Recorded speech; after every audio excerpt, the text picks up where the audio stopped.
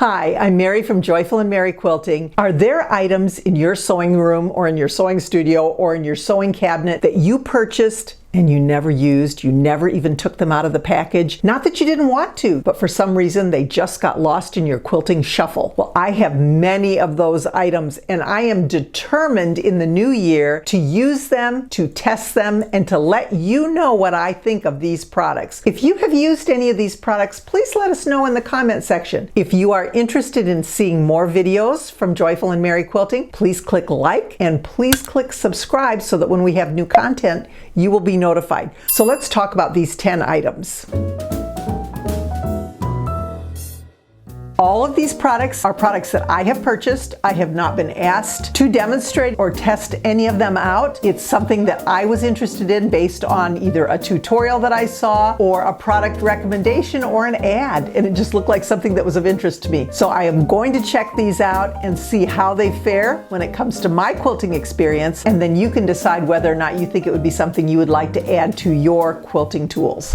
Item number 1. This is called Heat and Bond Liquid Vinyl. Now, the Heat and Bond company I have used a lot. I use the Light, I use the Ultra Hold, I use the Vinyl. I've used plenty of their products for my projects. But when I heard of this really intrigued me because supposedly this product, when painted on just regular cotton fabric, will either make it water resistant. Maybe you've taken it to the beach, it's in a damp area. When you're using it around the sink, if it's a makeup bag and you just don't want anything inside to get wet, so it could be water resistant. But then it also, depending on how thick you put the vinyl on your fabric, it could be waterproof. That's what it says.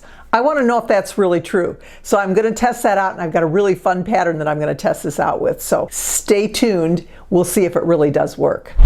Product number 2. This product I wish I would have had a couple of weeks ago when I was doing the tutorial for an apron and I was making the apron strings. Actually, I really did have it. I just didn't know it was in my drawer. This product is made by Dritz and it's called the Quick Turn, but there's tons of quick turn kind of tubes out there that you can purchase. My interest is, does it really work? Now, the ones that I have tried were metal on the outside and it actually was too small and I didn't have a good experience with it simply because it just wasn't appropriate for what I was doing. But with this particular product, there's 3 sizes, a small, a medium, and a large. The large is what I needed. So I'm going to test those out and see, do they really work like they say they do, and are they easy enough to use? Sometimes there's products like this that sound good on paper or in the advertisement, and then when we go to use it, they're not quite as good as we had hoped. Have you ever used this product? If you have, let me know. Tell me if you think this would be something you would use again or you would recommend to others.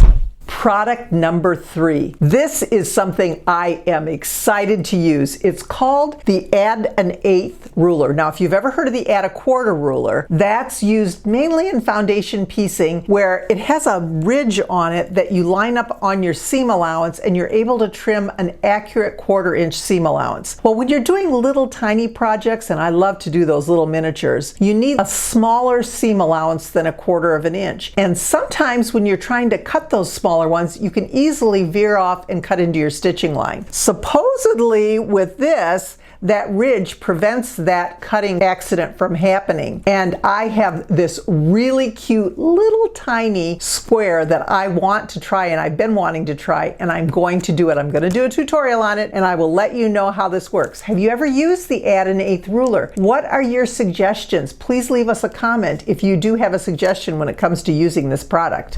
Product number 4. This is called a Clearly Perfect Slotted Trimmer. It says 1 alignment, 2 cuts.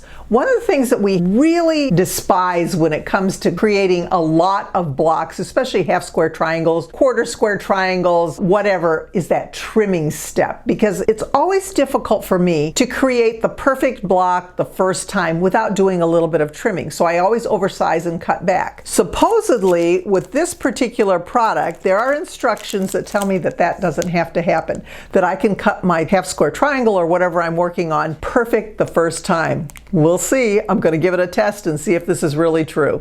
Product number 5. This is a desk needle threader. Now, when I am hand sewing, maybe I'm sewing on a binding or I'm attaching something, a bow or ribbon or something to my quilt, an embellishment of some sort, and I have to use a needle, I need to thread that needle many times. It's never just one strand of thread. It seems like we're always rethreading simply because we don't want that thread to get frayed or worn out. If you're English paper piecing by hand, you thread needles all the time. And the problem that I have with that is it takes me so much time when those little teeny between needles that I'm using have such a tiny hole. We can thread the needles, but supposedly this needle threader will make that process go much more quickly. So I am going to give this a try. I bought it because I saw somebody demonstrate it and it looked like a really good idea. It's time to give it a try. I really need to stop wasting all that time threading my needles when I've got something that I'm hoping will achieve that end result much more quickly than me licking and pushing and licking and pushing and adjusting my glasses and doing whatever I need to do to get that needle threaded.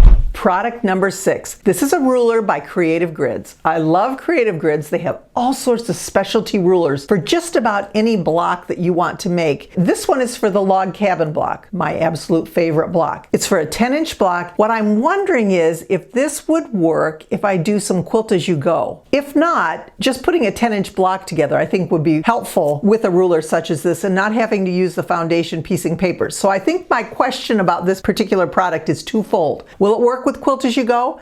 And will it just work regularly when I'm trying to create a 10-inch block? I'm going to test it out and I'm going to see. Have you ever tried this block? Have you ever? I know that there's this one. There's also a pineapple quilt one. I am very much interested in the log cabin. So if you've tried out the log cabin, let us know and tell us what you think about it. What were the pluses and minuses and would you recommend it to others? Product number 7. I am really anxious to try this product. This is relatively new. I didn't buy it very long ago, so it hasn't been sitting in my drawer. But it's called Photo Fabric. It's 100% cotton. It's very soft from what the advertisement says. It goes in your printer. It's 8.5 inches wide and then you just cut it as needed to the size that you need. So you don't want to waste it. You can cut it smaller than the size of a sheet of paper. It's fusible on one side and it sounds like you can print some really good quality graphics or photos on your fabric. Maybe even a quilt label. I just have terrible handwriting. I could write the label and I know you're supposed to sign it, but sometimes if I put a little quote on there or something, I don't want my handwriting. I'd like that to be nice and then I can sign it in my handwriting. So I'm wondering if this would make a good label or even on a kid's quilt or putting a graphic in on a quilt somewhere, if this would work. So I'm excited to try this product. Have you heard of it? Have you tried it? Let us know. It does say you have to send it through an inkjet printer, not a laser printer. So we'll see. I'm anxious to give this a try. I'll definitely do a tutorial on this. Let me know in the comments if you've used it. Product number 8. This is called Simple Folded Corners, and it says bake accurate folded corners every time. So I'm kind of interested in this because you know what I'm talking about with folded corners, like in the snowball blocks or in any block where you cut a square, you sew on the diagonal, and then you fold it back. This product is telling me I don't have to do that. It gives me all sorts of options here on what I can create with this simple tool. And I think it sounds really great. I'd like to try it. It's by Antler Quilt Designs. I saw it demonstrated. Of course, the demonstration is always what convinces me. I'll buy it. They do a good demo, I'll buy the product. But then I get it home and I don't know if I can really use it or if it really works with my skill level and what I plan to do with it. But I am definitely going to give this a try because I think if it works, it's going to be a great product. If you've used it before, let us know in the comment section what is your recommendation when it comes to this ruler. Product number 9. This is called Applique Paper. When I saw it demonstrated, I was really intrigued by it. What intrigued me was where it says semi-water soluble, and then it says single-sided fusible, easy tracing, inkjet printable, and it gives you all sorts of possibilities of where it can be used. Well, I was thinking beyond what they even list here, and I thought, will it work for English paper piecing? Because I put so many papers on the back of my hexagons, and it would be really nice to fuse the fabric to the paper, then when I'm finished, to just have it be a water-soluble removal to make it a little bit easier. Now, I don't know as though it's going to disappear totally. I don't know. I'm going to check it out. But even if it just makes it a little bit easier to remove, I'm game and I'm willing to give it a try. Looking at all these possibilities here, there's a lot of good applique suggestions here that I think probably is what it is mainly intended for. I'm not sure. Have you ever used it? Can you give me some input on this? I'm going to give it a try when I read all the instructions, and I'll let you know how it works. Product number 10. I am really excited to use this product, and I have not tried it, haven't even taken it out of the package yet. It's relatively new. It's by Omnigrid, and I love Omnigrid. It is a fussy cutting template for squares sizes 2 inches, 3, 4, 5, 6, 7, and 8. Every possible measurement I would want in a quilt is here. The nice part about it is it does not have the lines on it that you see on your ruler. My struggle usually is if I am trying to fussy cut a 4.5 inch square and I'm using my 6.5 inch ruler, it's really hard for me to line everything up and get the middle straight. I can do it, I can mark it. It's a process. I really wonder if this process might be a little easier. It gives you the finished size, so you'll have the 4 inches, but it also gives you your seam allowance on here so that when you place this on your fabric and you've got your little image that you want to use in whatever area of your quilt block, you can see exactly what is going to be inside and showing on your finished block and what's going to be hidden in the seam allowance. I think it's going to be really fun. I'm excited to show this to you. Again, it's a new product, so if you've used it, let us know what your tips are when it comes to getting maximum use out of this product, but I am definitely going to try it. We'll see what kind of end result we have when it comes to our quilt and fussy cutting some pretty fun squares. So those are my 10 basically New Year's resolutions for the 2024 year. I have these tools, I have these products that have been sitting waiting to be used, and I'm going to use them. Any comments about any of these products, please comment below and let us know. If you have any questions or if you have any additional products that you would like me to take a look at, let me know that as well. I love checking out products. I love recommending products to you as quilters. I think that it's difficult when we just go and buy products not knowing what it is we're getting into, and hopefully I can do that testing so that you know whether or not this product will work for you. We have all kinds of tips that we usually present weekly, and I would love to have you join me. I am always trying to be joyful, but I will always be merry. Have a wonderful day, and thank you so much for watching.